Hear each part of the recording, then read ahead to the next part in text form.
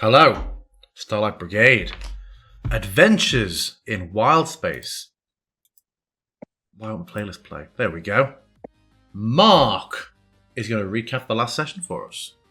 Okay. Gather around, viewers, as I tell you a tale of how our wild party finally set sail. One Lady Beryl now joining the ship, pledging to non-lethally shoot from the hip.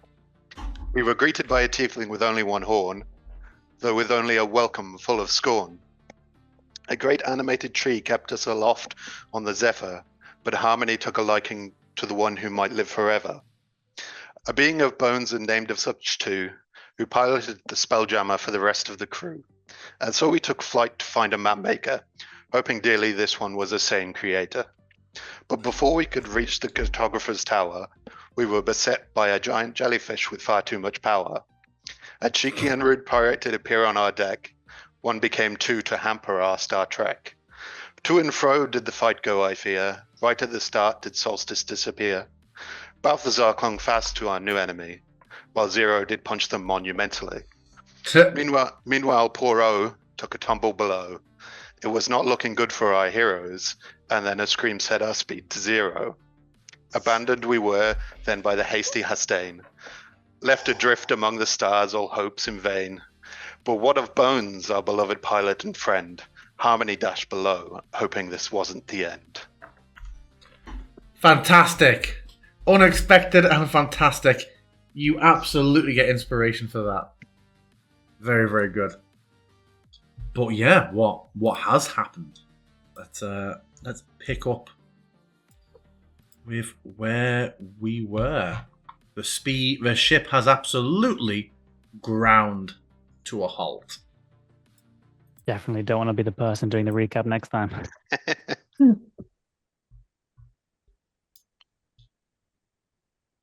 There's my ambience. Yes. Ambiance.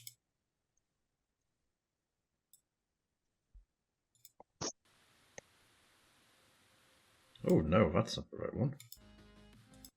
That's not the one. Anyway, while I'm finding the music, has the scene loaded for you all?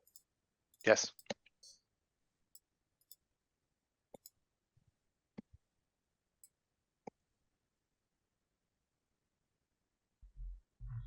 This is where we are then. Take off of your RP while I fix the music.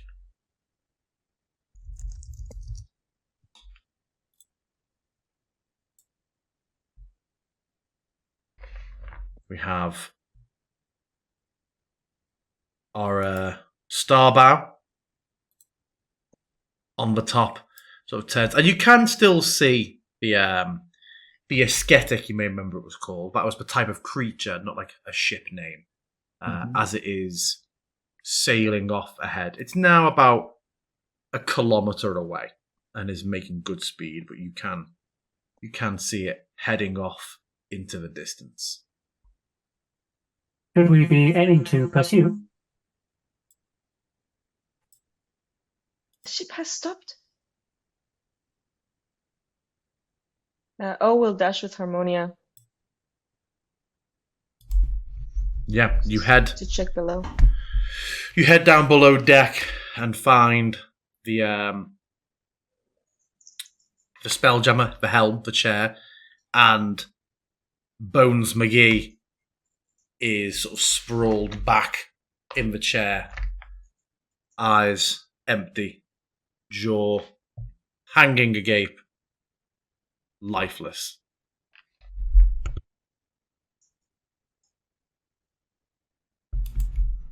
What do you do? I'm gonna get up pretty close to him and not poking him. Just kind of do a light gentle shake on the shoulder. Can he even that? I thought death was not a problem for someone like him. Question. I'd like to sort of inspect to see if there's any spark of what made this creature, this undead creature, alive, or also what may have made him stop being alive. Maybe like some sort of routine medical, see if he's got any broken bones, or if he's been psychic death screams, to like if it's to do with the helm. So you Like know the that he was discharge. plugged in. You do know that he was Yes. plugged in psionically to the helm. Yeah, so that was like an overload kind of situation, maybe. Yeah, I'd say medical kind of stopped applying to this guy. I think it would need to be Arcana, given that he is a collection of bones hanging together via magic. Yeah. The scream. It was strong. It went right through his head and probably just fried it. And you'd see that the crystals that are around the chair, you'd know that these normally pulse with a rather steady rhythm. They are all just like jammed on, glowing a bit brighter than usual at the moment, like just like overload. We need 3-0. C3-0. C3-0! O screams for... Hearing the cry, Zero will head below deck. What seems to be the problem? These are glowing very bright. They're glowing brighter than normal. Can I inspect them using my arcane knowledge? You can do so with advantage because of your profession. Yeah, you can see that basically it has been overloaded. Just disturbed or interfered with. At the moment, it's just, it's a complete power surge. You know that the crystals do feed in directly to whoever is piloting it, so you can imagine that he's received a huge burst of something and appears to be dead. But he appeared to be dead before. You have over 26, I'd say you know that this is a problem with the helm. If all the crystals are intact, which they appear to be from an inspection, this is something that will just pass with time. But depending on how much each crystal's been affected, it could be hours or days. The amount has already been rolled, and is known only to me. Zero, what do you reckon? I think that the ship is likely to be unusable for some time. Perhaps I can remove a couple of crystals that might prevent the overload. Are they overload? Are they just too full? There is far more energy than there should be in an ordinary circumstance. GM, I have a really weird question. Not now. As part of my radiant soul, I am, according to the text, literally a conduit for radiant energy. Okay. Can I attempt to Zuko this energy out of the crystals? It is not. I know it was many weeks ago, our last session, but you would know this was not done with radiant energy. Okay. This was super heavy. I would know that. Psionic Okay. juju. Okay. Yeah. Do we know if it is ordinarily dangerous to remove someone from the helm? I mean, he's mostly slumped out of the chair, so gravity has removed him. Okay, I will turn to Owen and say, Please assist me in removing him from the helm. Of course. Do you think he needs just a little spot of healing? Like I could try and touch him up a bit. If he is merely unconscious, that certainly might bring him around. I only ask because I don't know how it works with them that's got all bones on, and so I was just like, would he respond to my healing? Do you think? I asked this politely as possible, asking, and she just kind of gestures at you, as someone who is living a fleshless life, does healing work the same? It works in a very similar manner for any creature that might be considered to have a soul, or at least that is my understanding. I am confident that there is a 95% chance that he will be receptive. All right. Well, I guess we can try it. And if the creek don't rise, then we'll get him ship shape. If you hadn't already had inspiration, I would have given you inspiration for the nice little Reaper Man reference a minute ago. But then I'd have taken it away from you for the reference you just made. So universal balance is restored. And I use one of my healing light on Mr. Bones as we collectively get him out of this share device. Sure. You get him out and take it off. That not cast, I feel like. It may need you to click it manually. I have put MIDI QL back on, but it might need a bit of love. We may be a bit manual tonight. Well, it accepted the use of resource burn, so we seem good. So yeah, you pump in a whole point. Oh my god. Of healing energy.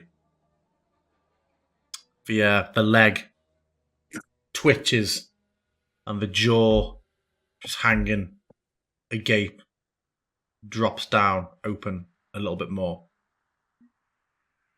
Oh, that worked.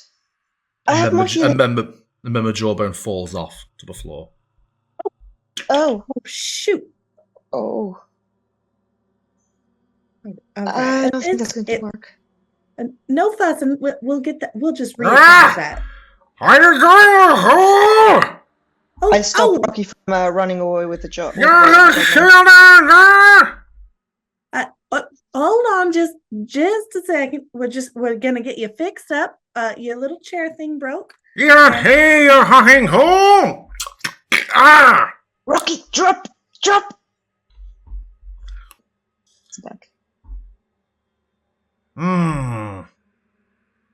There you go. We can get that back on. You're looking a little cattywampus, but we'll get you sorted. Good as new.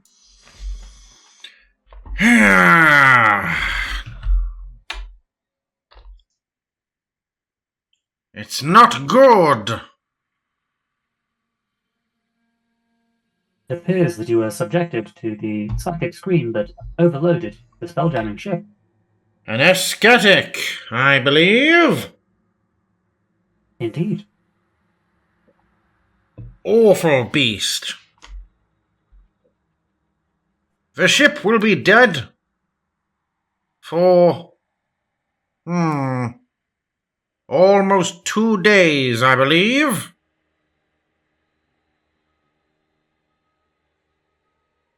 Wake me up then. And he sits back in the chair. Perhaps I can remove 1 or 2 of the crystals so that the helm is no longer overloaded. You cannot handle an overloaded Spelljammer crystal, you boob!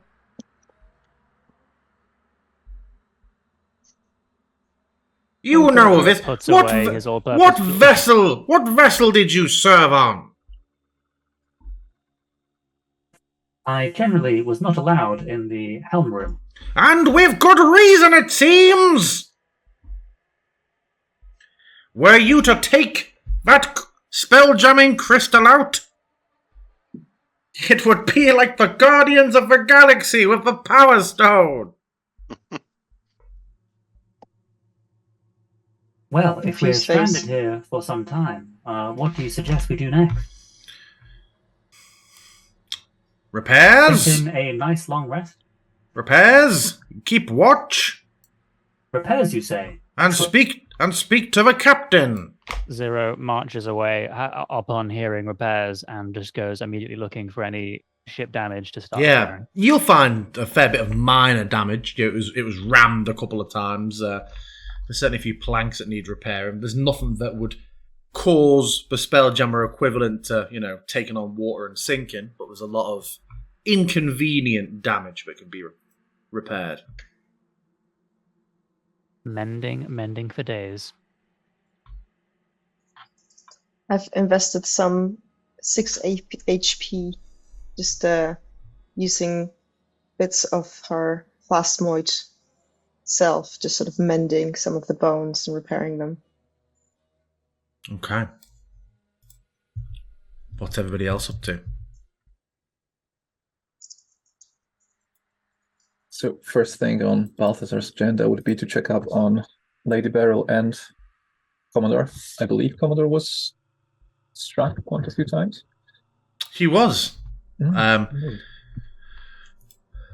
Lady Beryl. Beryl Oh, you Thornwood. mean Lady Beryl Thornwood? What did we? Yes. What did we say? Didn't she take on a new moniker? I don't believe she did. I think she was thinking about one. Yeah. Yeah. Yeah. She managed to avoid. Well, no. Actually, they're both around bloodied. Then on the I'll top deck. when I'm done, I'll summon a healing spirit to like bounce around and just sort of provide some healing to the crew. Yeah. I'll go on go and expect that. And the Commodore gruffly appreciates and accepts the heals. As he just sort of surveys around. We're only a day away. I know where we were going, but we're dead, it seems.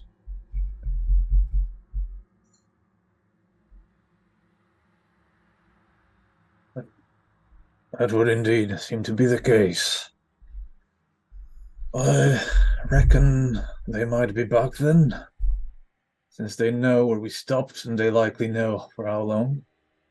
And he could be fetching the Empire, regrouping and returning.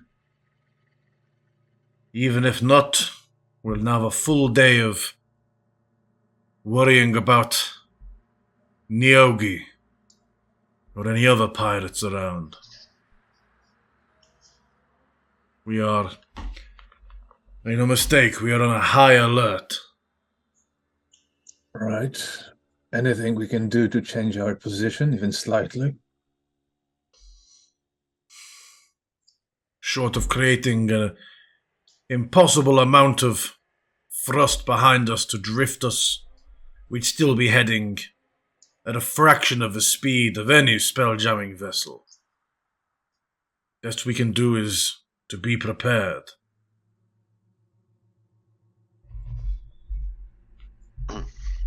Did Bones make it? Yes. Good. Yes. This is Bones good. is fine. At least when we're back online, then we'll have a competent spelljammer.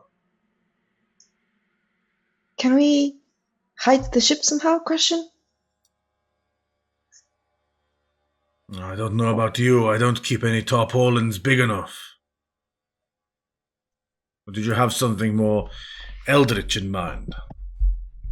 Some ships have ways to make themselves not visible. Truly? Theirs, I think. Question. Not this one. Question. Not this one. This is an old, steady basic ship.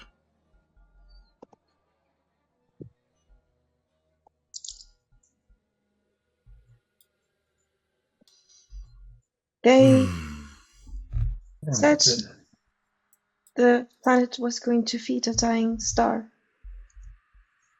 Perhaps we can find food for the star. Then it won't need to eat the planet? Question. What do stars eat? Question. It sounds like they eat planets. Oh. Sad. I mean, I don't know. Now, I've never talked to a star, but I doubt it's just like, oh, I got a hankering for this one, and we could convince it to eat another one. Most creatures eat energy. Maybe we feed it energy. Well, I guess if we could find a big enough bunch.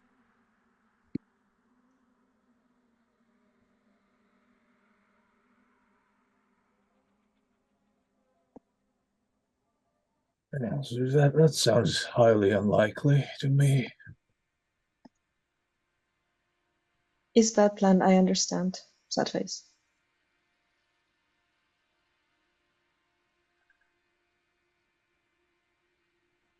But we cannot let planet die.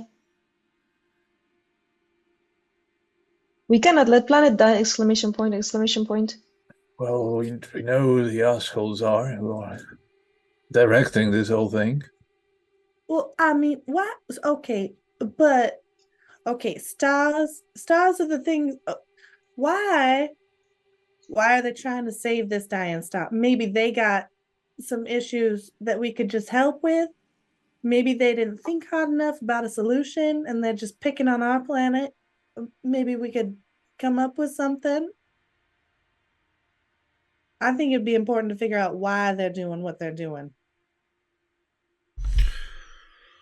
Well, they do seem to be aggressive assholes. Hunger makes people mad. Creatures too. ...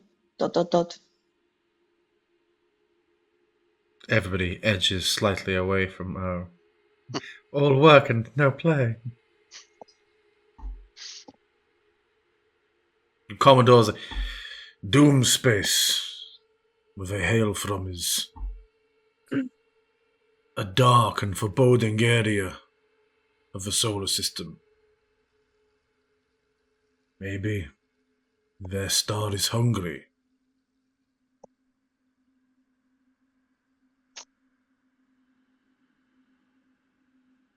Maybe they're just unpleasant.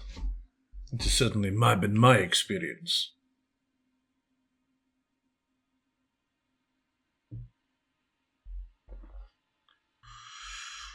But if we manage to not get picked off or pilfered before the helm is back online, we will head to Topola's tower, speak with her, and get exact coordinates to where we want to go next to join this coalition.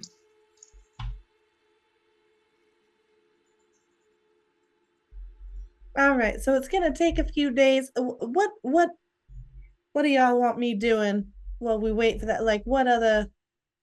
I'm not real good with the technical hands, fixing stuff, but you know, I'm a quick study. Point me in the right direction. I could maybe fix something. You cook? Question? I'm hungry. I could whip up a batch of some biscuits or something like that. I guess it depends on what we got in the kitchen. Lemons. Many lemons. Says Starbow behind you. It's a lemonade for dinner. I mean, maybe we got enough sugar.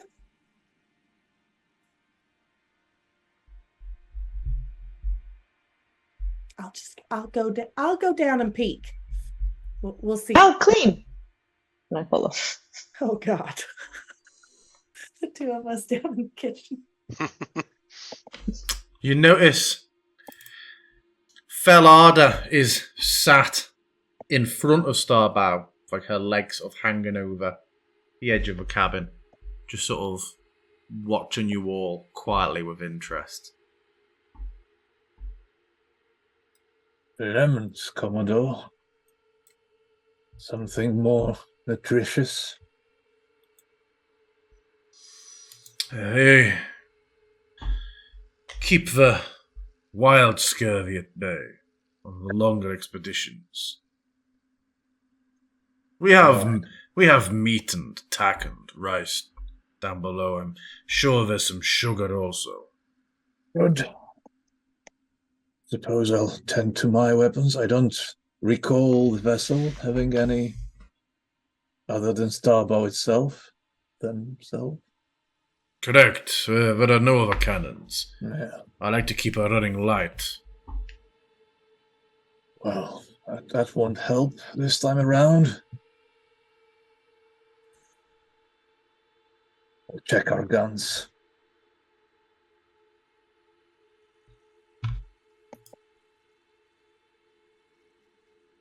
One of our viewers, back on the subject of working out if Mr. Bones has a soul, asks, what is a soul? I'm going to roll a dice and say, Solstice. What does Solstice think a soul is?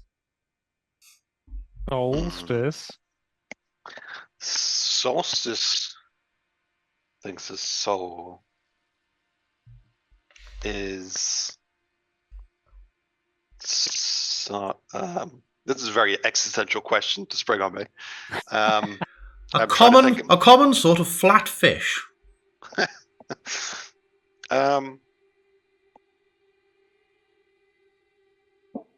I think Solstice thinks like a soul is the feeling of being rooted to a family or a community, to feel one of many. Okay. Thank you.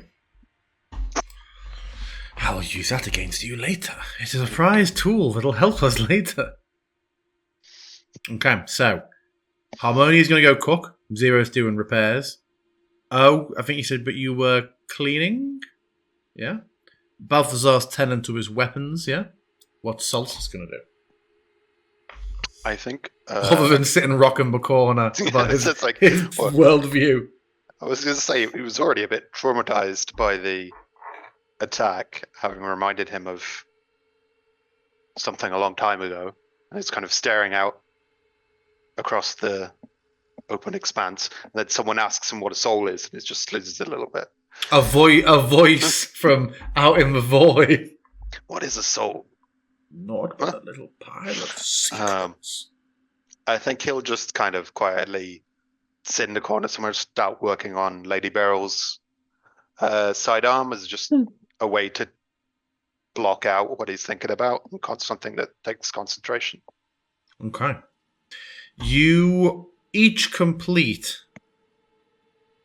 effectively, either a full day's work or as much as, I imagine there isn't a full day worth of mending repairs to be done. But you are able to fill a full day with activities if you'd like to. To the point where you start to become tired. And you can tell that it's getting to the point of day where you'd start to be thinking about resting for the night. But obviously being out here, it never goes dark. Can I make a roll for the sidearm, or have I not worked on it long enough to have another go? Didn't we say it needed like 10 hours total? I think you've done. I think you've done. Because I think I rolled and it was bad last time. What were we putting in it? She wanted to be non-lethal in the end, didn't we? Did we decide what spell we were imbuing it with? I thought we were doing Firebolt, but I can't really remember. Oh, that was it, because she just said she's going to use her excellent precision to shoot people's hands. Yeah. Yes, you can make, by that point, a firebolt pistol phaser type thing for Lady Beryl Thornwood, Lord Thornwood's missing wife. Okay. His estranged wife. I'll try to, after I finish it, I'll try to scrounge together like a small gift box from bits of planks and stuff around the ship. I'm not going to give it to her yet. No, you keep and hold it for a while. Yeah. Okay. It comes to nighttime, effectively. What are we doing about watches?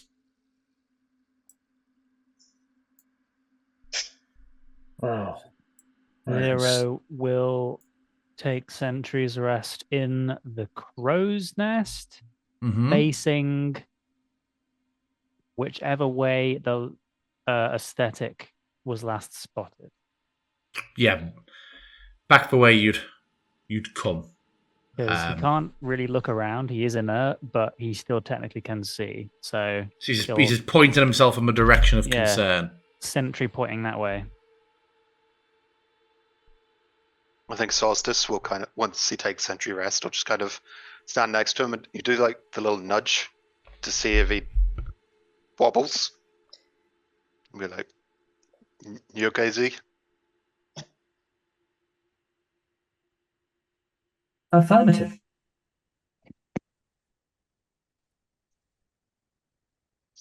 You got a bit of a 1,000-yard stare going on there.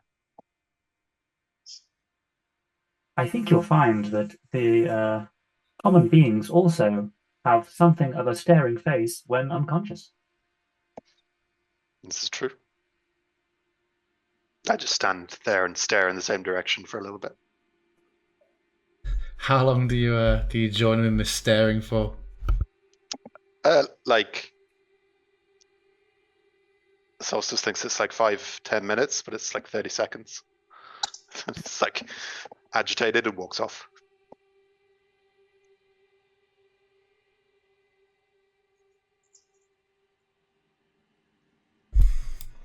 Okay. So whilst he's keeping that vigil, what are the rest of us doing? Balthazar will stay awake for a bit longer. For sure. Probably in the front of the ship then. After tending to both his and, I believe, Commodore's weapon, unless he's very unwilling to part with it for even a moment. He's going to stay up, rather anxious overall. Seemed very giddy so far for being in space. Currently, not so much. O will take a later watch, so they are resting for now. Okay. During the third watch, the ship has sort of grown quiet. During the who do you think we're doing the third watch? If we're having Mr. Death staying up for a while. Say, oh. Yeah, sure. You just hear I don't know how this works with your sentry mode, Zero, hearing a sound. You hear a single distant whistle. Not like some obnoxious sort of steam whistle. It's very much like a whistling arrow, sort of like an aerodynamic whistle. It just keeps going and keeps going. And occasionally it sort of pitches up and then down. But yeah, it just becomes fairly persistent. But it's clearly coming from beyond the ship. It's coming from out in the void. At one moment, you do notice a slight blur or a dot of movement. You turn to try and track it, and make a perception check, please. Oh. Perception check.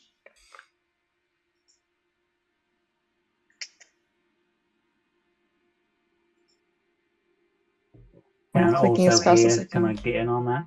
Mm-hmm. Oh dear. Oh.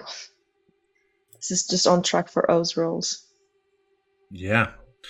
You both just see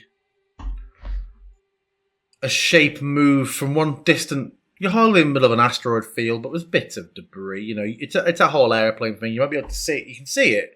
There's nothing between you and it, but it still might be like 50 miles away, sort of thing. You just see something move between two asteroids at great speed. Doesn't seem to be trying to be stealthy. It's moving very fast. It's just a fair distance away. It turns and comes in the direction of the ship for a little bit, but then just breaks off again very, very fast and just dives down, and you see that it's traveling at a high speed in a large area around the ship. As it comes closer at some point, you identify it as looking like this. It is very large. It looks like it is only slightly smaller than the ship itself. Oh gosh. But it doesn't look to be... it's hardly circling around the ship. It's in the area. There's no way it hasn't seen it, but it seems to be uninterested. You may make me a Arcana check. Arcana. Yeah, we'll go nature actually. Nature. I mean, it's still, they're both 0, so. Come on, oh.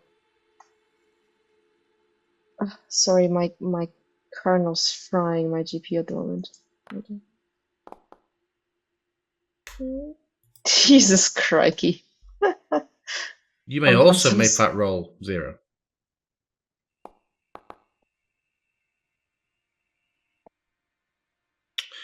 O might not have seen this before, but 0 has either seen or recalled or heard tales from sailors, but this is a Star Lancer. A large, predatory, spacefaring creature. The smaller juveniles are sometimes used as mounts, personal mounts, by ridiculously daring adventurers, but it is a known fact that you either release your Star Lancer fairly early from your service, or at some point you're likely to get thrown from it and eaten without even slowing down.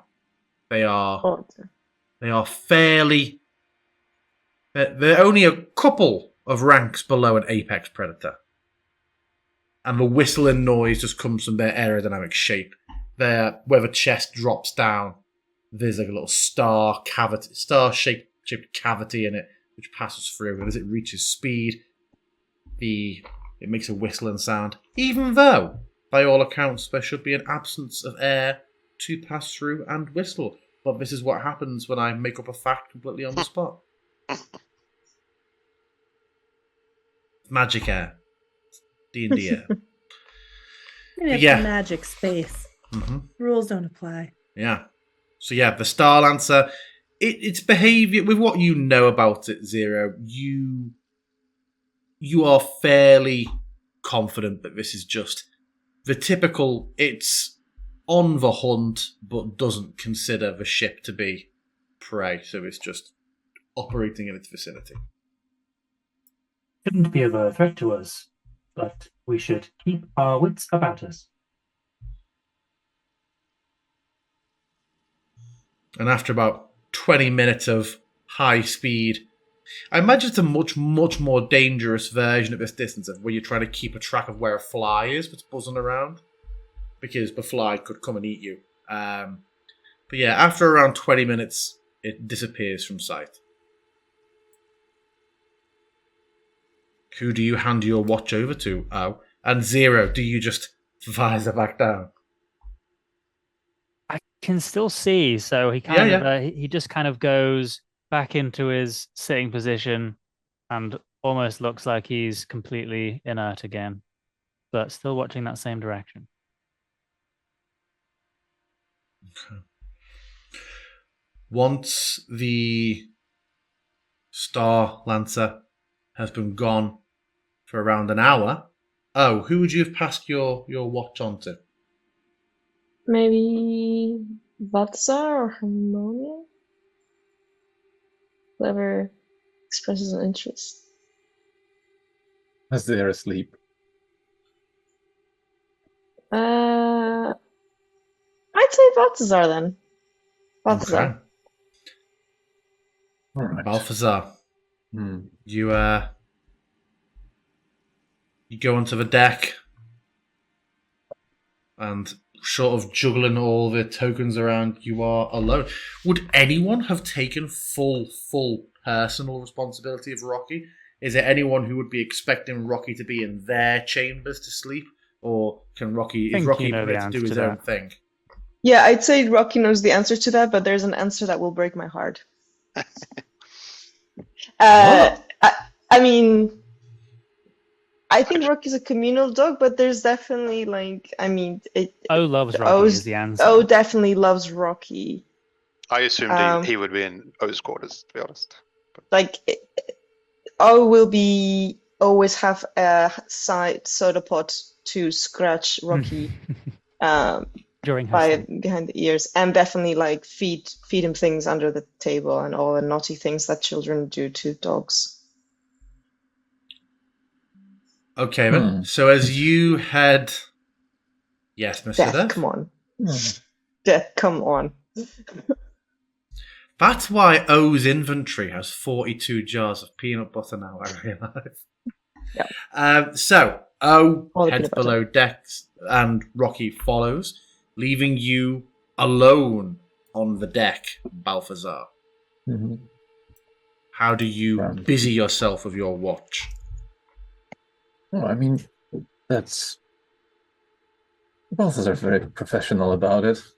He can stand on watch for long periods of time without having anything specific to do. He'll just look around, pace. Nothing specific. Like, he truly just focuses on looking out there, like truly looking. Because, like, oh right, if he's alone, then probably nobody notices, but he's very anxious about the situation. Yeah. He's very on edge. About half an hour into your watch, you hear slightly heavier footsteps for most of your companions. How is it? All quiet so far. Would tell me about the Star Lancer? Yeah. Okay. Oh, yeah. There's been something big around. Star something. Haven't seen those specific creatures in my time service. A lancer? Space shark. Star Lancer. Yeah. I thought the discoverers were sharks of the space. Apparently there's more type than one, huh?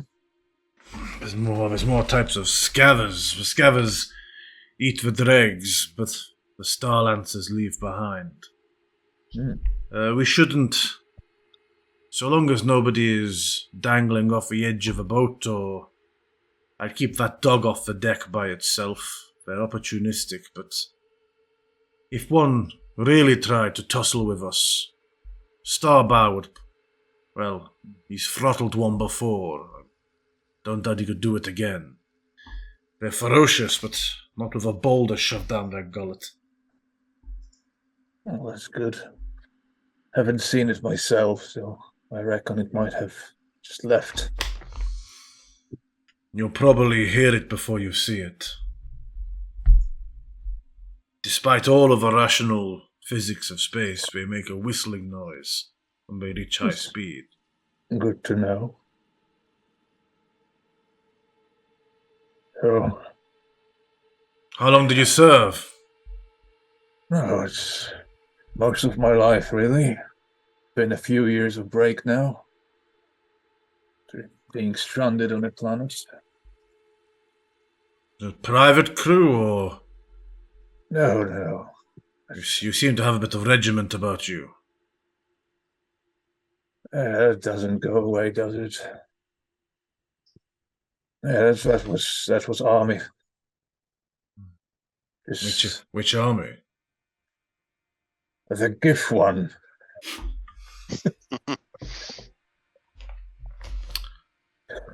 I see. I didn't know there was a unified GIF army. Really doesn't matter now, does it? Served here and there. Always someone who will pay, always someone who will need guns. I really couldn't care less for who it was for. Just being out there in space. Is that a lie from Balthazar? That's a Thought it was very. more improv. That's fine. Yeah, I was trying to just. I mean, it's not exactly true, but I don't think I'd call it a lie. Yeah. I mean, I think it's, if anything, it's something that Balthazar would believe himself. Yeah. At this point in time. I think I felt like, that's some vibe I've got off Balthazar. He's definitely got some principles. Yeah. He wouldn't join the HMS Kiddie Killer to set up and to blow up the orphan planet. Certainly not. There's a lot of conflict in there in terms of how he feels about his past versus his present. So it's like probably sort of a bit self-deprecating in that sense. He just throws that, it was just money, you know. I don't never. That was an unruly time. It's an interesting group you found yourself with. Oh yeah, it's. Sorry. Cigar? I'm not drinking. Gladly. Hand you a cigar. Take it softly. And to your horror, you see that he gets a cigar and then just takes his sidearm and just dangles it at the end of a cigar. And loses about a third of the cigar, but it's smouldering. Very, very classy. And he sort of gestures for you to lean forward. I'll go ahead. He'll ring it in your ears. Yeah. My poor sensitive ears. Yeah, little hippo. The little hippo. And like this clearly, he hasn't broken his stride. This is not a strange occurrence for him, is it? Yes, as I said, a strange group you find yourself with. I do. That was hell of a day. We found each other in the chaos of, the destruction of the planet we were on. Just, we gathered together and we found our way out together. Operated like a unit, I'd say. Will you stick with them, or once the job's done, is it back to the rock, or this planet's for you? Once the job's done, I mean, the job just looks like a big one, so it might take a while. And I mean, I like what I'm feeling here. Most of the time, not now. Now it's too quiet. And too still for my liking. The Noyogi, there's been reports of them raiding this sector for the last year now. That's the main thing that has me worried. Really? Not the ones that are hunting?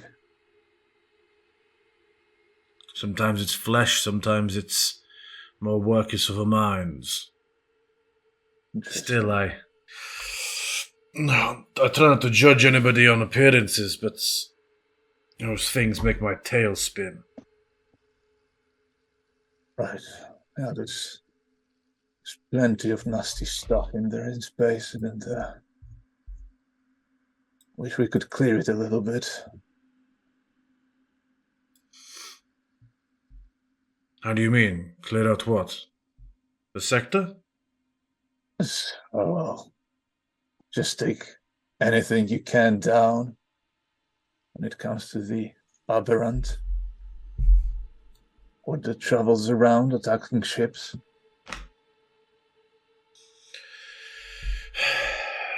Spoken like someone who's never fought them before, am I right?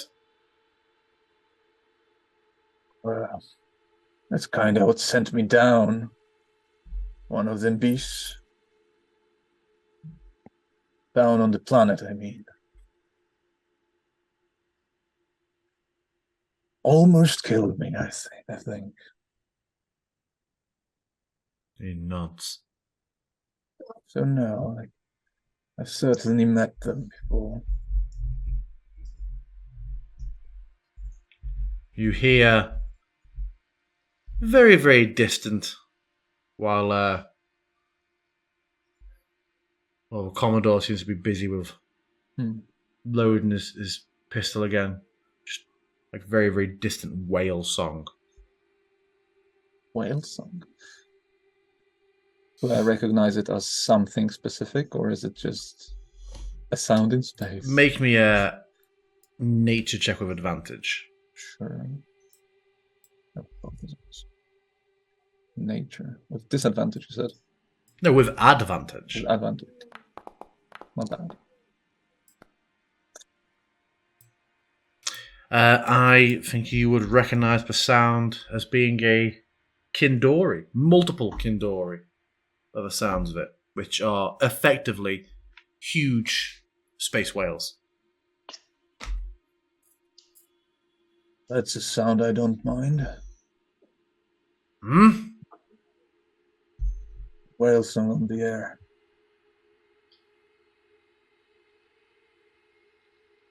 Too many. I don't hear it. Too many cigars in your life, maybe.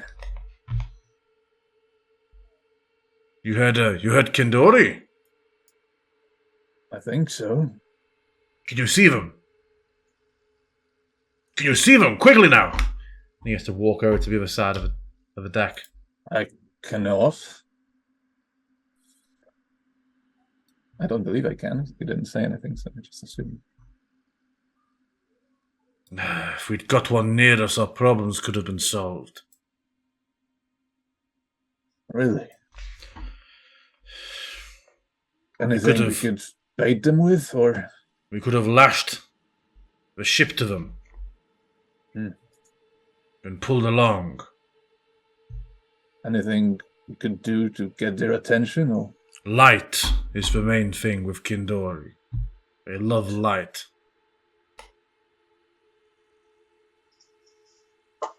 I can do anything. Maybe, or Harmonia maybe could do something. You hear it again a little bit louder. To light and us up. Sort of underneath the ship, slowly moving up. All right. You see a group of enormous, all right, slow-moving creatures. A pod of 8. So how do we leash them? Do we need that light now? The sooner the better, yes, in case they Harm get too far away. I'll go fetch Harm. Hopefully. She's doing that weird thing where it looks like she's sleeping with her eyes open, but she's actually just in an astral trance because she doesn't sleep. Oh. Are you there? Harm? What? You there? Yeah. What? Can you make like a lot of light? Can you create light? Yeah. Lots of it. So, what do you need that Come for? quickly then. Oh, all right. Oh my God! Who licked the red off your candy? Let's go.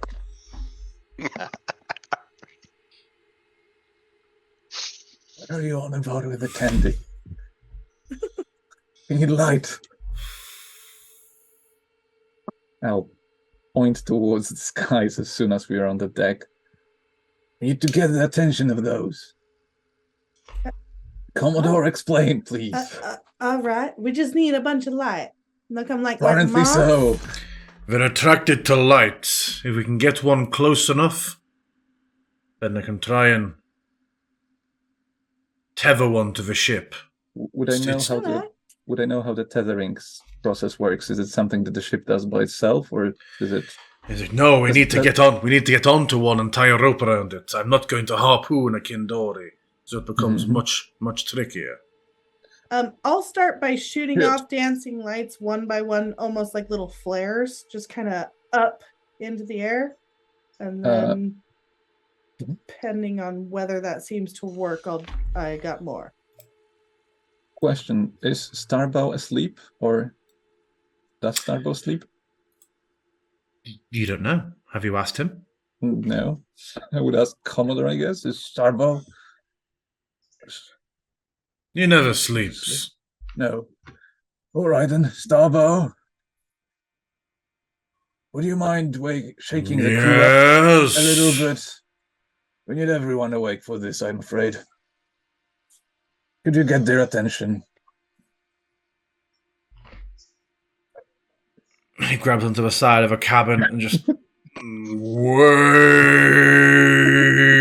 up. And basically rocks the whole ship. That's what I thought. Is this our Star Trek moment? Wake up.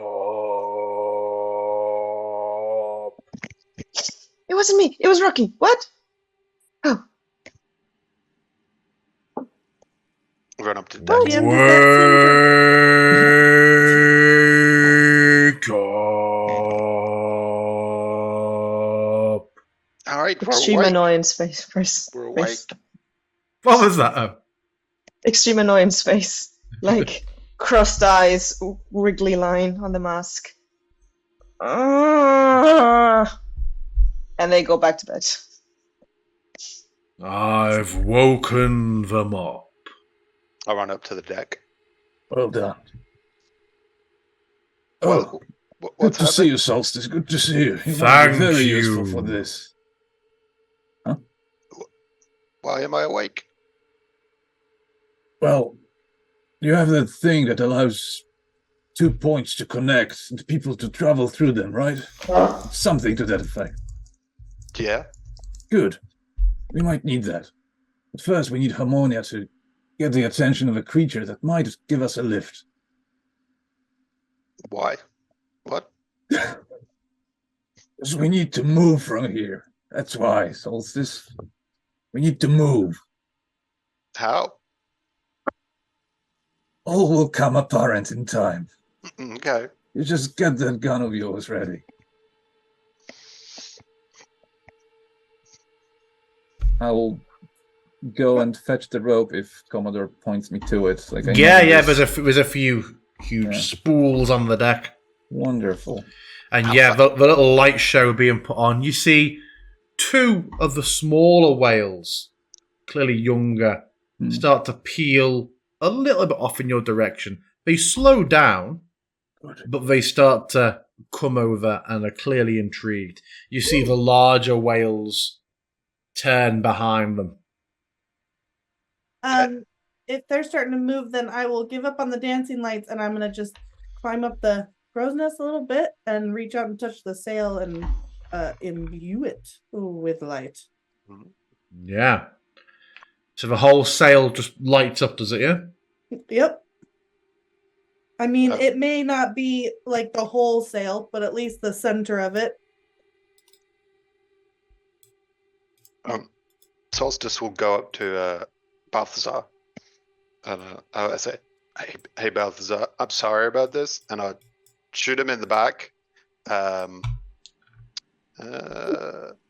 you can now fly. Oh, okay.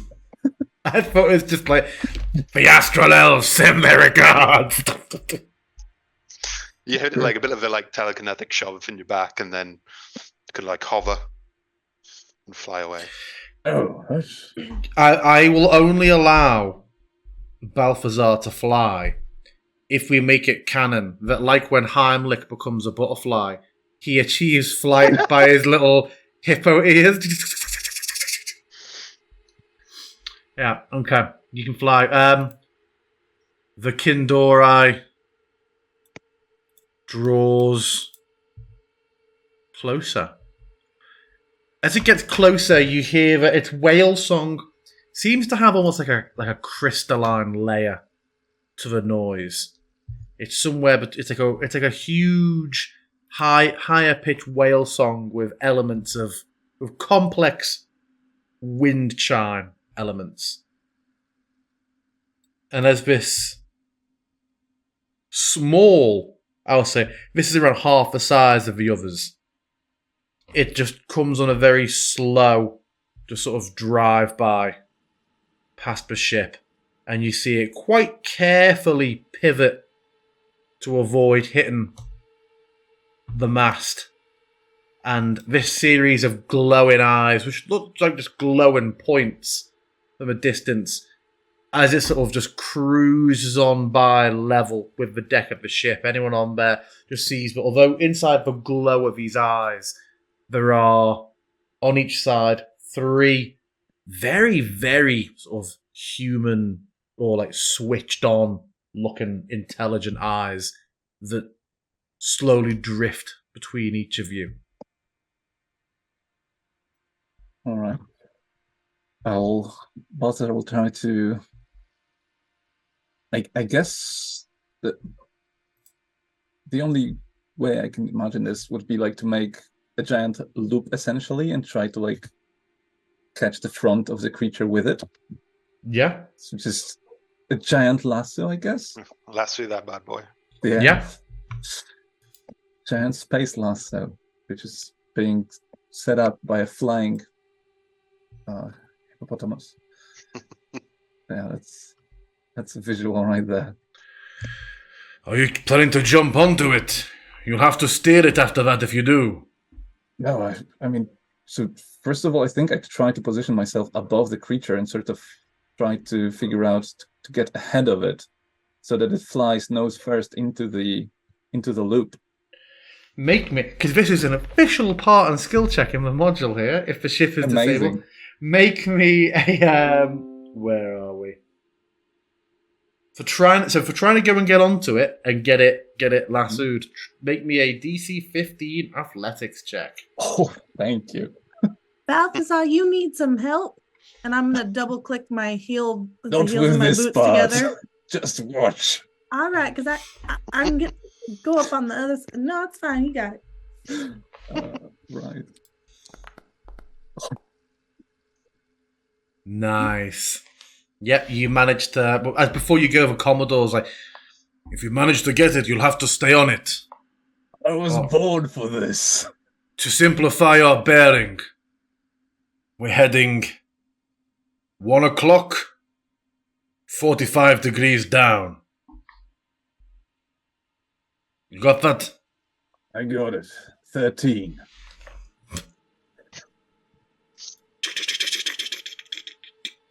And you do manage to land. Oh, it's put you below it for some reason. There we go.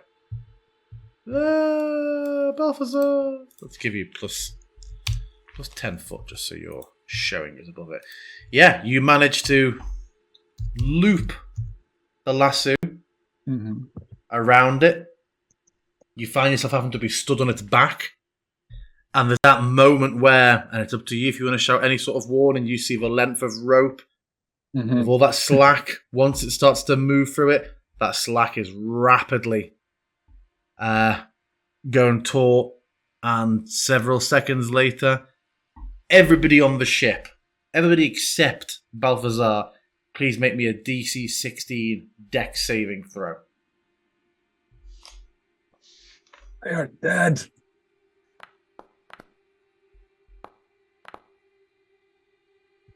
Wow. Solstice. I'm going to use my inspiration. Okay. Go and use your inspiration. What? Okay. You burned a full inspiration to avoid falling prone. Oh, yeah. As the ship suddenly goes from slow drift to being pulled along. All about that coolness factor. Yeah, you're going to regret that later. When you can't negate a crit later. He'll die looking cool, though. yeah. He's like, can I at least die not prone? Instead of going prone, I do like a front flip as the boat jibbies. Yeah.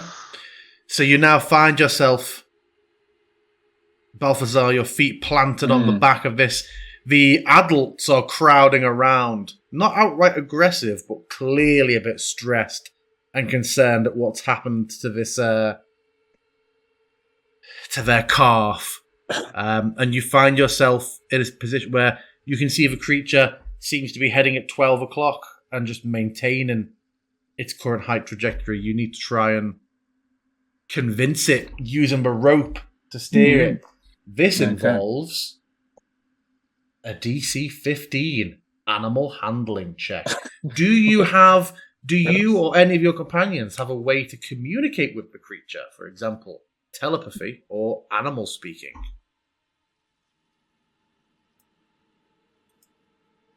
Not I today. certainly do not. Okay. I can Wait, speak to telepathy? plants. I'm telepathic. Okay. You may wish to share some thoughts with the creature. Okay. So I'll just. So I need to be.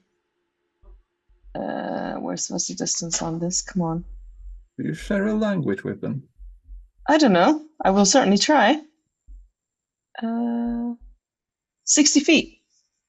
Okay, yeah, we can say that the back of it is around 60 feet. Yep. I'll climb up to the thing and say, "Hello, I'm O. This is the crew. We are stranded. Would you guide us to where we need to go? Question, please. Exclamation mark. Friendly face."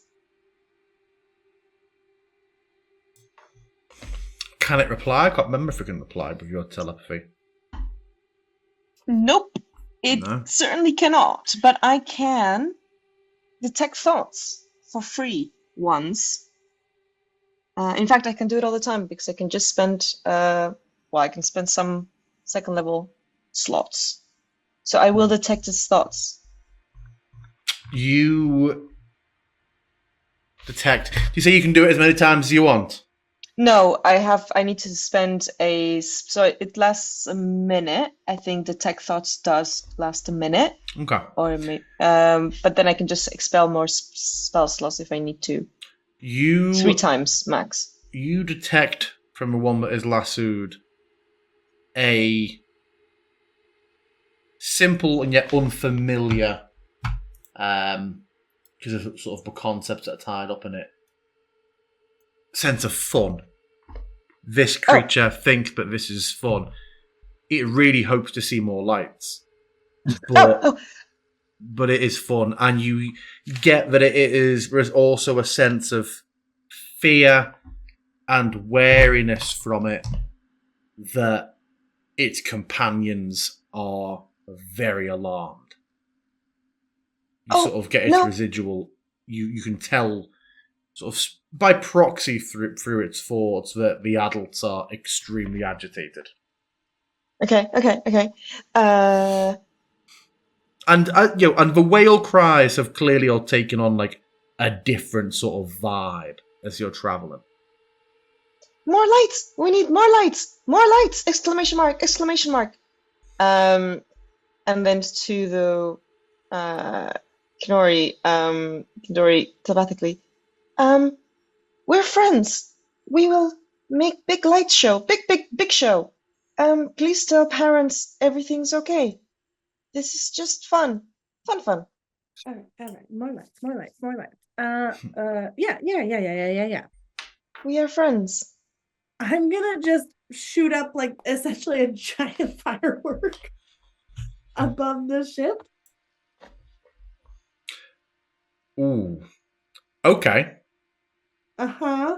As you fire one up above the ship, the calf that you're tethered to really, really slows down and goes to like pan up to look at it, and the ship bangs into it quite heavily from behind, and there are like a couple of cries from the whales, and it tries to sort of move off, and you're sort of jolted a bit off course.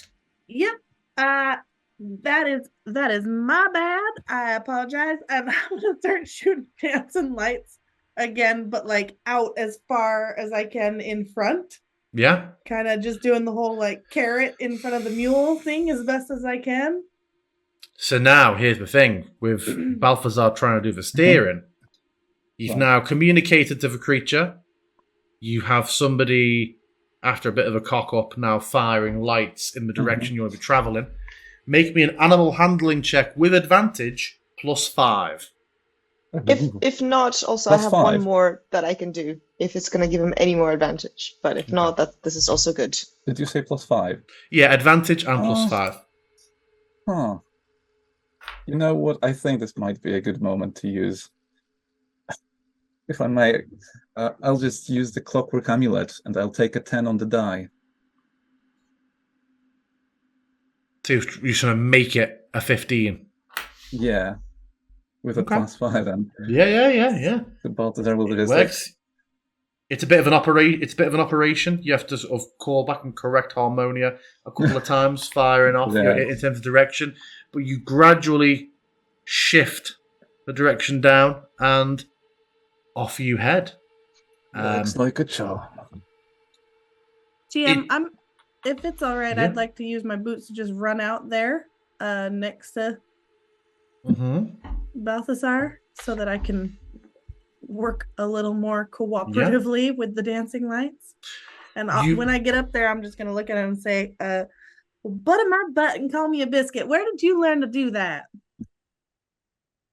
It just comes very naturally. After 10 minutes, Balthazar can't fly anymore. It's quite all right. I feel very good here. You can just sit down next to me.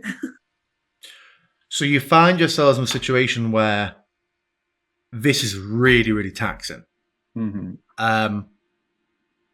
you either come to a point where you need to either accept that you're burning the candle at both ends and push through while you have these creatures' interests, or cut them loose so that you can rest. But, I mean,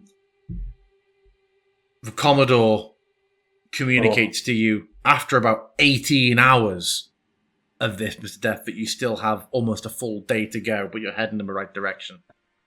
Do you want to push on through, or?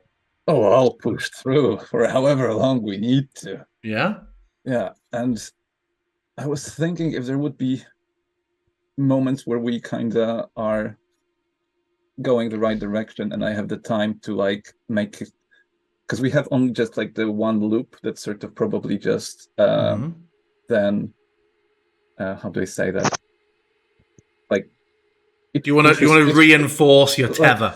Like it pushes on its fins, right? Like it stops probably somewhere there. So I'd like to make it like try and get more rope and get it in a bit of a harness of sorts. I would say that's fine up until the moment you don't have fly. And I don't feel like you would have done that in those first 10 minutes. Okay. This is something that is trivial with fly, is terrifying without. Because these creatures do not have an air pocket around them like a Spelljammer ship. You need me to tie something off for you, Balthazar? Oh yeah, with Harmonia, yeah. I guess we try to coordinate. You tell me what you need. I'm just your assistant whale herder. I'm just thinking we could maybe try to make the creature more comfortable and our connection more stable. So if you could find a way to do that, maybe like try to relocate the pressure points that we are putting on it. Make it a bit more comfy. All right. Yeah, I'll take rope that I have in my pack as a D&D character that I'm sure that I absolutely definitely have. And try and rig something up that's more harness-like and less just straight loop-like. Sure. Yeah, you can tie that off. Harmonia, are your light-related contributions dependent on spell slots, or you cantrip them as well? They are cantrips. Cool. Yeah. Okay. Then, after a further day of this, I want Balthazar and Harmonia to make me Constitution saving throws, please. DC 12.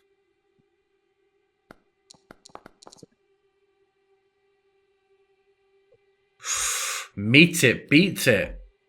You both managed to avoid a level of exhaustion from effectively foregoing a full night's sleep. But you are tired. And you start to see ahead of you a very small island floating by itself with a single rickety, very crooked sort of stone tower coming off it. And what looks from here to be just something swarming around it, like a giant flock of birds. And as you draw closer, I think that's where we're going to take a 10-minute break. And then we will pick back up. So yeah, we will be back in 10 minutes. And we are back. So, a tower, a small island of a tower, draws close in the distance. And once you're about a mile away, the Commodore calls out, "We should kill the lights and cut the ropes. Make sure no rope stays on the Kindora, though."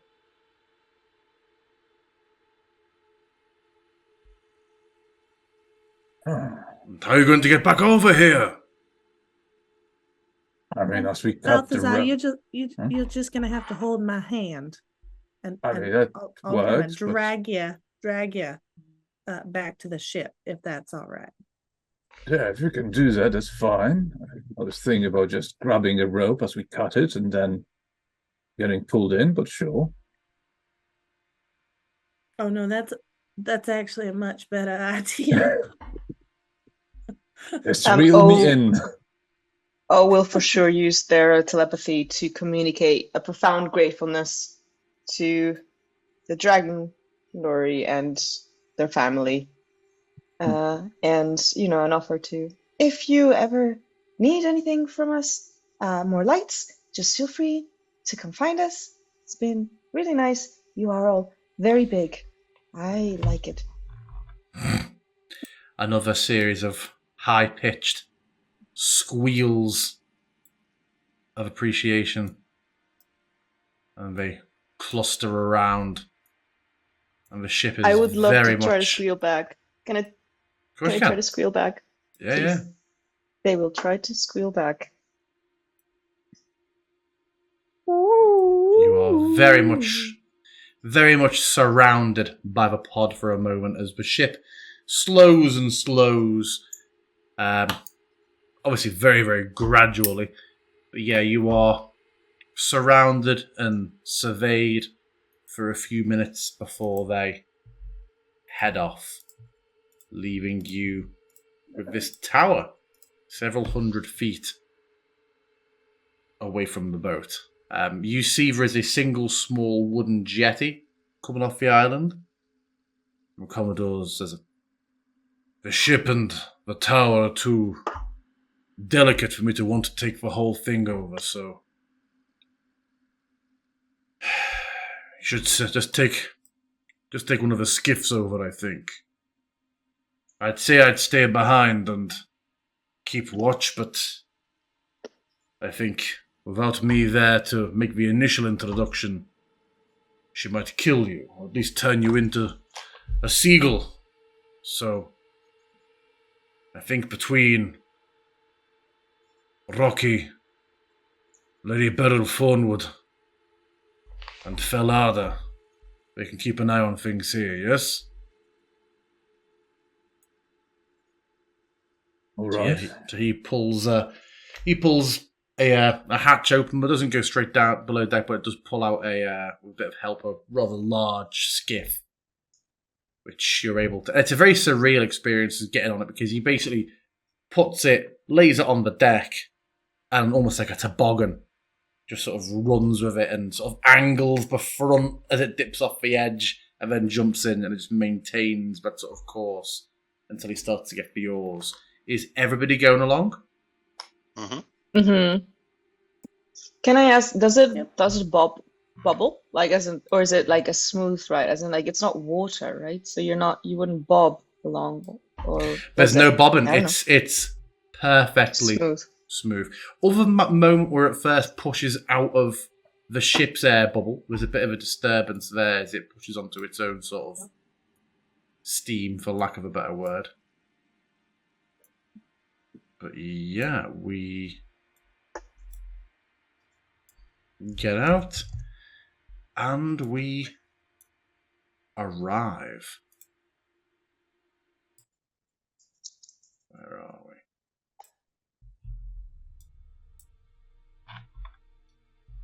And you find yourself A crooked tower perching atop a small asteroid, surrounded by a cloud of twinkling cosmic dust. You see scores of pelicans, mollymawks, and smaller birds nesting on the asteroid, and they squawk as you approach the rickety dock. At the end of the dock, two small grey shark-like creatures fight over the remains of a pelican. You hear harp music, which abruptly stops, and you see, sat in a wooden rocking chair at the base of the tower, a woman with frayed robes and bare feet. She's watching the fracas. She leaps to her feet, brandishes a staff, and snarls, "Go on! Fuck off!" And a bolt of fire leaps from the end of the staff and sparks one of the two sharks. You'd recognise them both as scavers. Rather young, small scavers, and they just go flying off into space. And yeah, you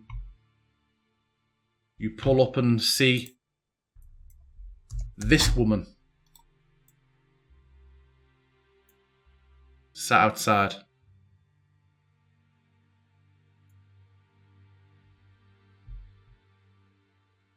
Sort of looking down. Seagull lady. Now I'm a little tired from the journey, so I'm feeling a little like too poor to even pay attention. But he did say that we were at risk of being turned into these birds. I did. I'm here with you, remember? Correct. Yeah. Just to check, has As the map I mentioned. Has the map loaded for you all? Okay. Yeah. Yes. We haven't long rested, have we? I think most of you have. We I have? don't know if mine counted, but Yeah, either I way, think- I'm exhausted now. Yeah, but Balthazar and Harmonia have not had a long rest. Everybody else would have had a long rest. Yeah, I'm just gonna do that.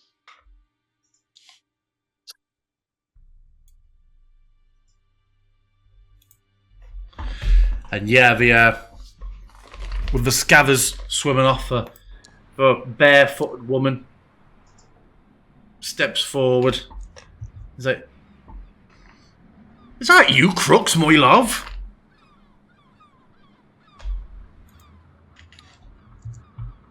And sort of walking down. And I cannot adequately describe the number of seagulls that are in this place. Their number is maximum. But she seems in very, very good spirits.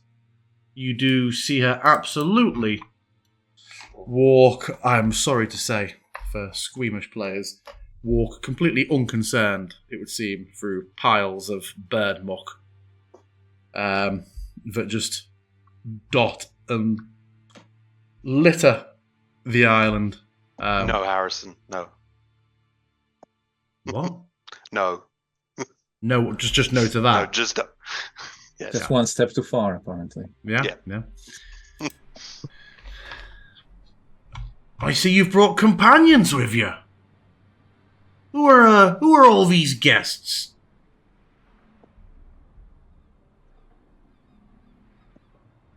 It's the Commodore giving off any inclination to. For the sake of my introduce sanity, he will gesture to you all to introduce yourselves. Oh, okay. Cool.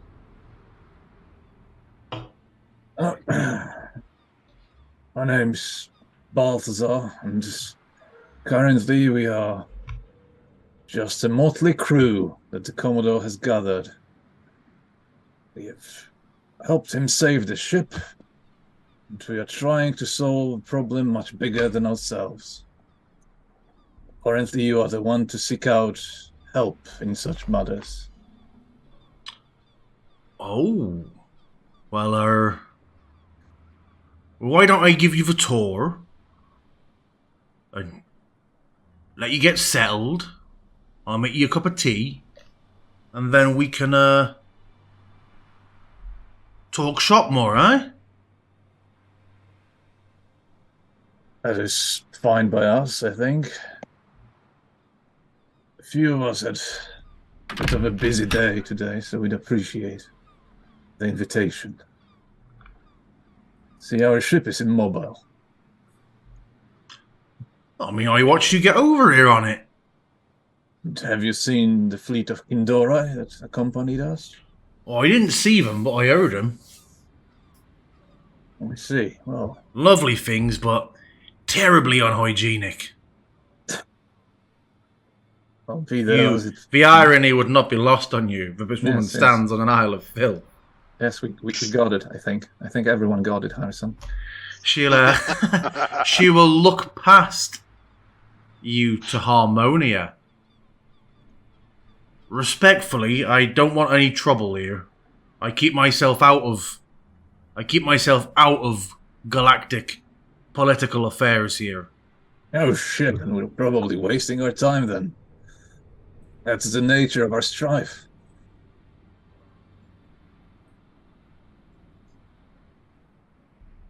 I always try to avoid politics as well. I always say, it's impolite to bring up politics and religion.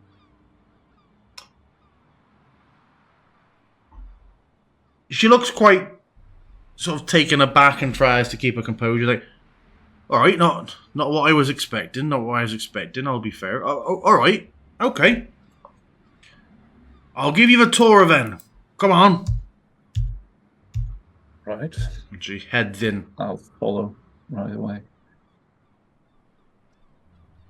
If I get turned into a bird, will you just set me up as a pet like with Rocky?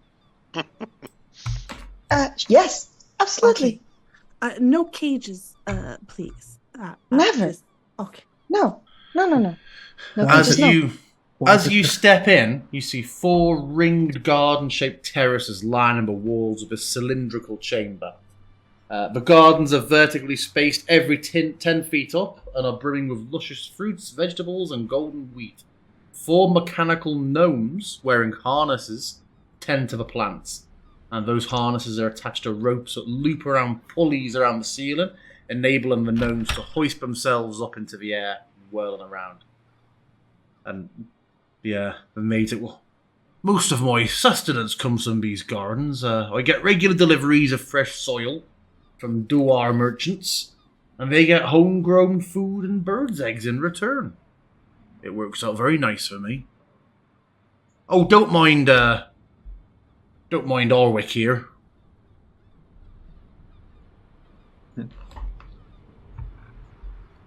Greetings, Orwick. And hello, cousins. I hope you're well.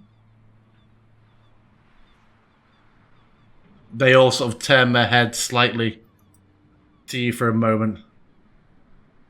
00101001001, and then turns back and carries on working. Which, of course, I understand immediately. Inside chat. I nod my head, like, yes. 000101001010101 looks you up and down. 000101001. And the other one turns to it and is like, "Don't be a dickhead, Oric."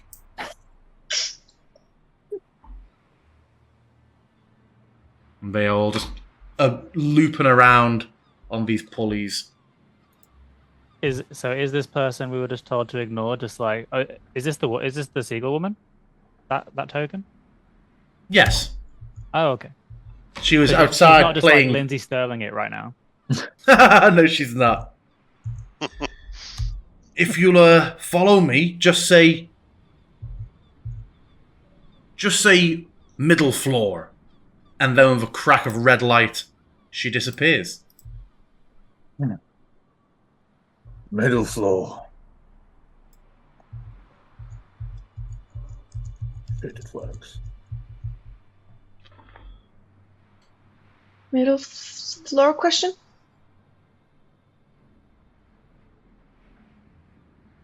Got a little bit stuck for a moment, but I made it. Ooh. Yeah, sometimes the my foot direction. seemed to move. Yeah, the direction. What, you can't move on to it? Yeah, I don't know why. Yeah, when I was going on sideways rather than diagonally, it was like, ooh.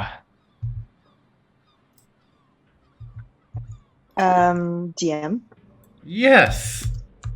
it is impossible for O to be witnessing the things that they are witnessing and not just try to clean a little bit. Well, so the It's question just is, not- does she try to do it on the sneak? Pseudopods out the back. You know what? Does she try to do it on the sneak? I don't know why they would. So no, they're not gonna make a big fuss about it, but they're probably staying behind, just with a rag, and a couple of soda pots coming out, maybe four-handed kind of rag cleaning. Well, you're staying downstairs doing what, are you? No, I mean, there's filth up here. I can see that. Yeah. No, I stay with the group. It's just Just I horrified. am kind of maybe more. I think is unfortunately distracted by the mess. Yeah, that tracks. So this floor houses a modest kitchen where another 2 mechanical gnomes, are preparing dinner. Furnishings include an unmade bed, a wardrobe topped with birds' nests, and a bookshelf packed with astrological texts and more birds' nests. These are obviously my living quarters, she says, where I read my books and take my meals. My auto-gnomes have no shortage of recipes, I tell ye. Today's repast is a deep-fried night scaver steak with a lunar bechamel. Would you care to stay for dinner?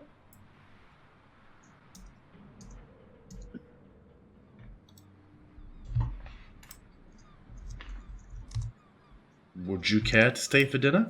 It would be rude to refuse such an invitation. I will say, at a cursory glance, the food preparation and kitchen areas are pristine.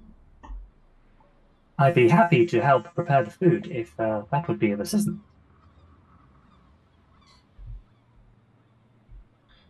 Out of making the bed. And if you'll follow me again, and she stands back on that panel and goes, top floor.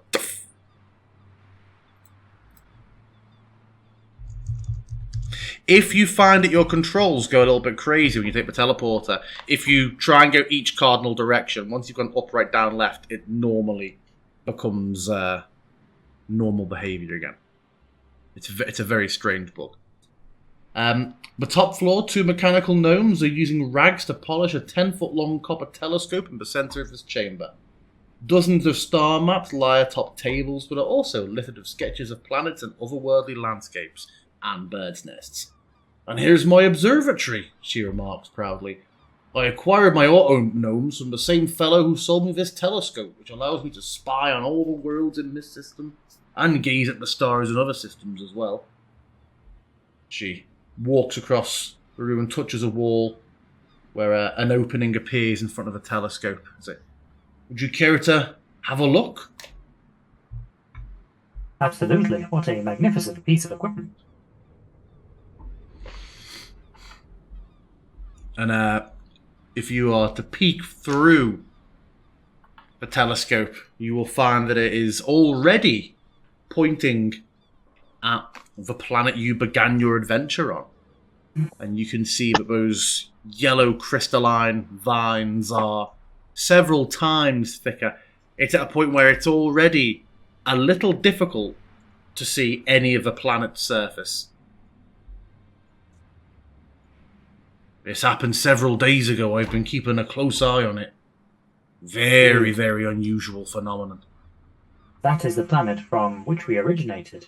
It appears to be almost completely destroyed. Oh, no. I've seen this once or twice before. It's got a few weeks before destruction happens.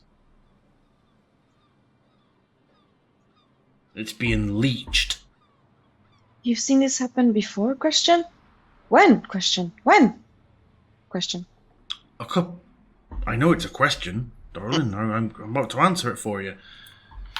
A couple of years ago, the Calassian system had it. Astral elves sometimes have something to do with it. Yeah. Xerixian Empire. Not that I get involved with speaking out against the Xerixian Empire, mind you, with a sort of couple of glances at Harmonia. I just keep myself to myself and don't want any trouble, really.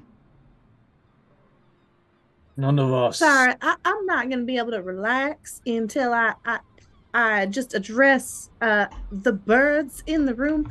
But, like, can I just formally request that you do not make a bird out of me or any of my companions unless we specifically request it, and we just leave it like that? I just cannot seem to relax. I'm as nervous as a cat in a room full of rocking chairs seeing all these eggs about, and I don't want ever to lay any eggs or have wings with feathers.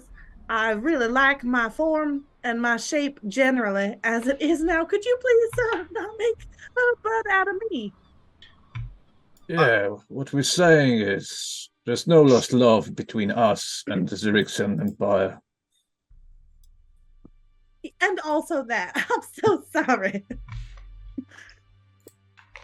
Why are you still telling people I turn people into birds? And Commodore's a bit like,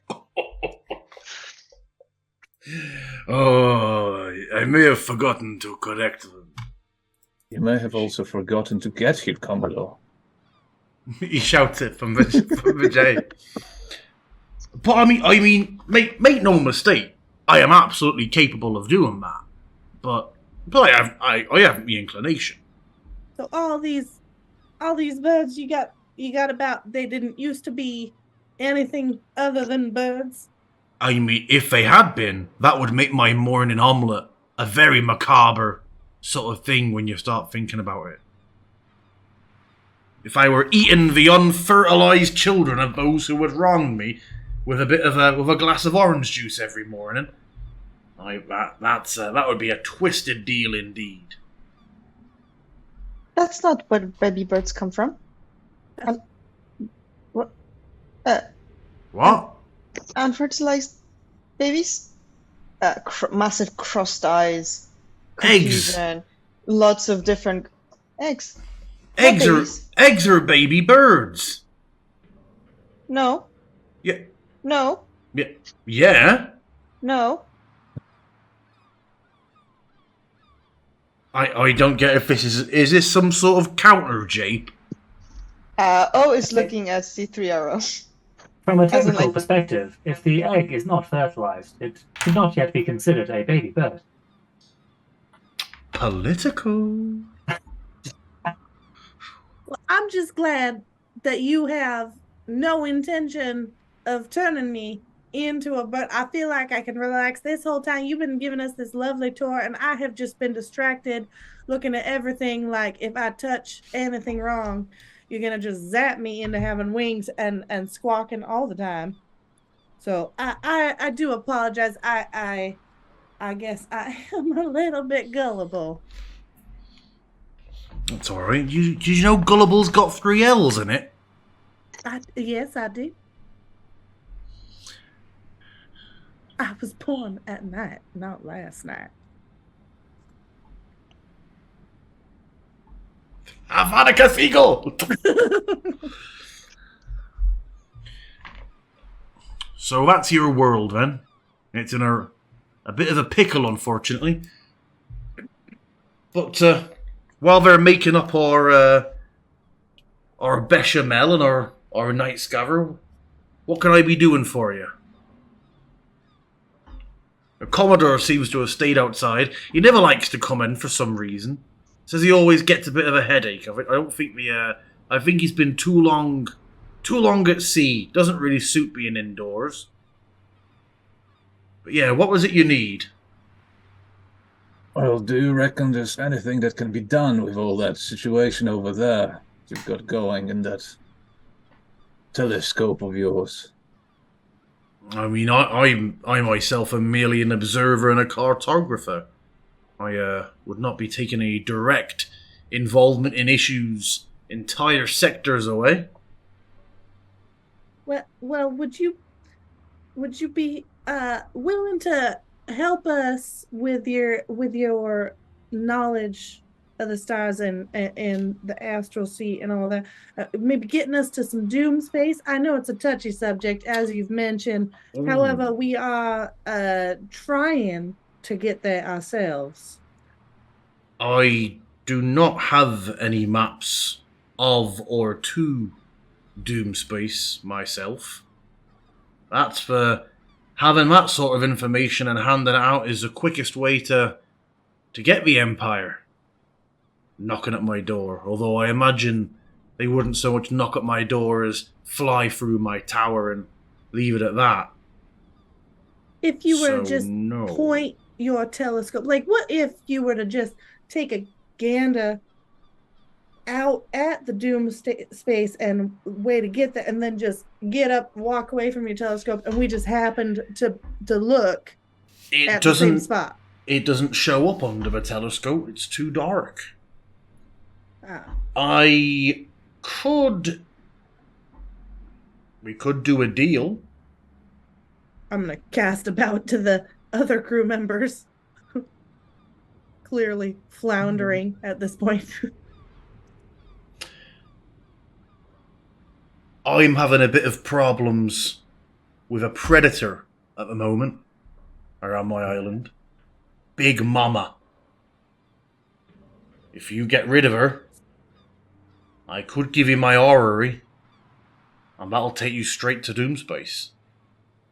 Who named the beast, if I may ask? A fellow who visited once called Chris Perkins, by all accounts. I'm sorry, what manner of beast is Big Mama? She's a huge void scaver. Biggest I've ever seen. Single red eye. She's already loosened the roof a bit. Trying to get in, I fully expect one morning to wake and find half the wall opened up and a great big pair of jaws coming down on me. Yeah, we can take it down. She lurks off in the asteroid field nearby, where she seems to be most of the time. If you were to take her down, I'll give you my orrery, and that'll give you straight directions into the Doomspace sector. I don't know what you're hoping to find there. What is orrery? Question? And she shows like a small complex hand like heliosphere. Like a solar system constantly move and wear and sort of clockwork thing. Gija knows. Oh, doesn't. You didn't sound like you were in character saying that. I thought. Oh, well, yeah, okay. I did say question at the end. Oh shit, did you? Don't tend to do that. Contrary to popular belief, I don't tend to do that. Okay, then she said that in character. Her explanation. All right, so we go and kill this Star Shark, and then you give us your doohickey, and then we can get to Doomspace. Star Shark. I'm gonna turn to Balthazar. I'm sorry. That is what those things are, or is that the other things? We kind of do like it, I think. I mean, we've already talked about it. There's a bunch of things that could be named that. I mean, we've like seen whales and jellyfish and other, like, I just assumed we were on a theme here of animals. It feels that way. If there is another seafaring predator that hangs out in space, please direct me to the proper name. I mean, I can show you a void scaver. 1 second. And she goes and pulls a book from the shelf and opens it and shows you a very large creature. Unfortunately, there are many dangerous predators out there in the Wildspace. Well, now I am rethinking our deal looking at this. What would you Is- estimate Big Mama's size to be? Oh, she's at least 20, 24 feet long.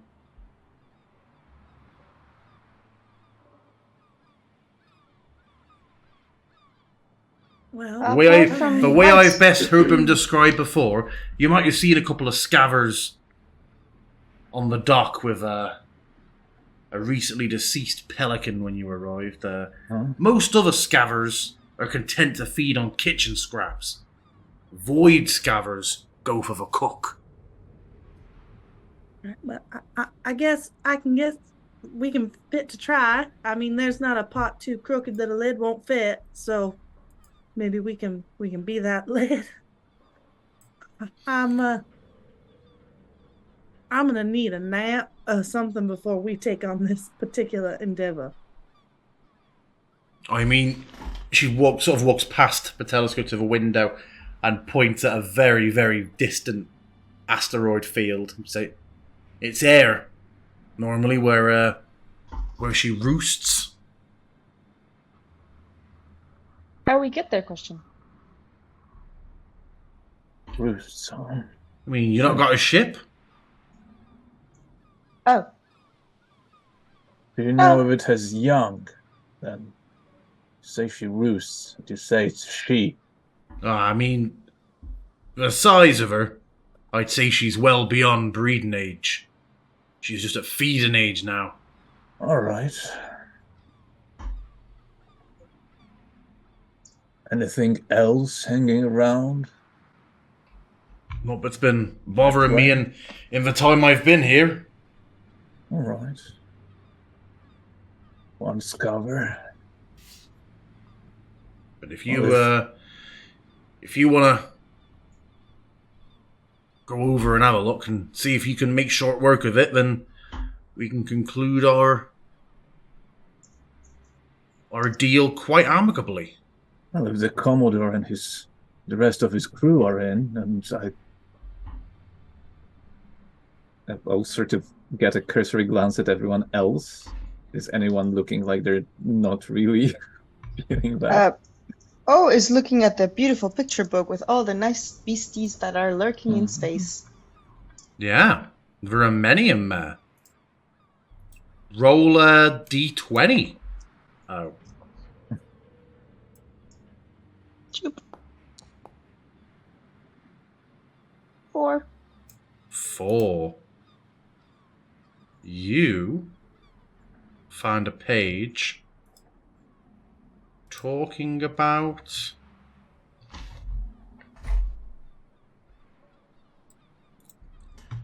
a lovely creature called a megapede with a huge illustration. And there are notes about what a horrifying apex predator these are. They can be up to 150 feet long, the book says. They typically live in sandy environments, may often burrow themselves in the sand, but they also nest in cavernous underground chambers. Their bites are poisoned, and they have other magical abilities that make them terrifying predators, including a life-draining aura. Or it can target one creature and implant what the book describes as being a psychic bomb in its mind. Oh, it starts radiating with little like color explosions. I can buy book. Question. I buy book. I buy book. I buy book. Oh, they're not for sale. It's my personal collection. I couldn't part with it. I'd have a hole in the shelf.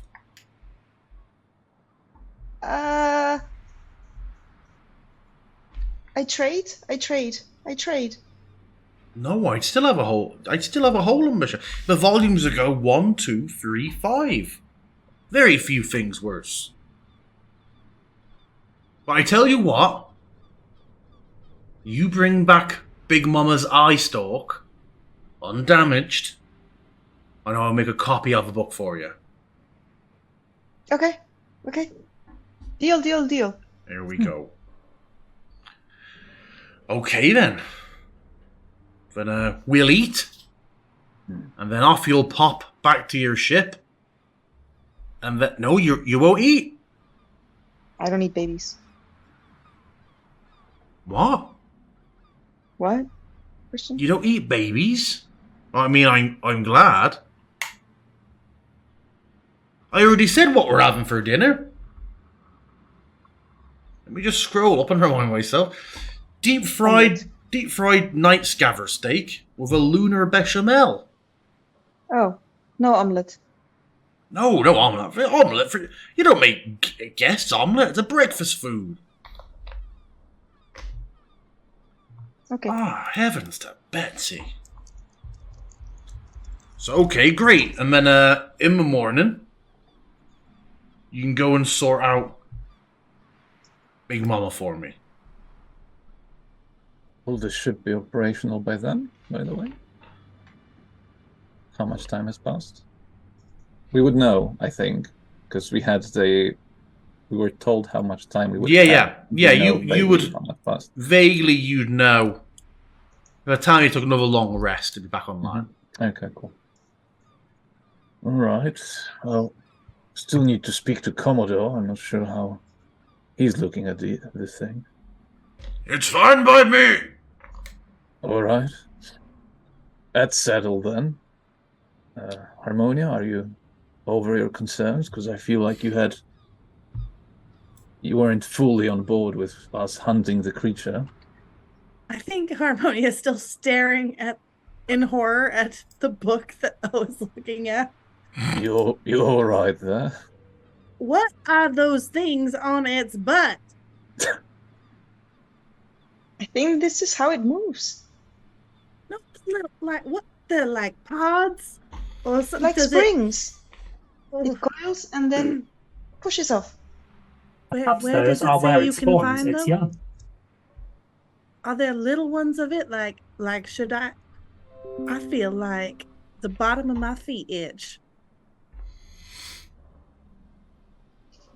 The illustrations are beautiful. Yeah, but Balthazar, I'm fine. You know, I think we can do this. You know, can't never could. All right. I guess it's settled then. Let's eat. Okay, so yeah, we eat, and then we'll pick up next time with you going and dealing with, hopefully, Big Mama. I have dropped the official art of what you'll be up to next session in the channel, and I'll have it at the start of next stream for our viewers. But yeah, thank you very much, everybody, for a fun session, and we will catch you all next time.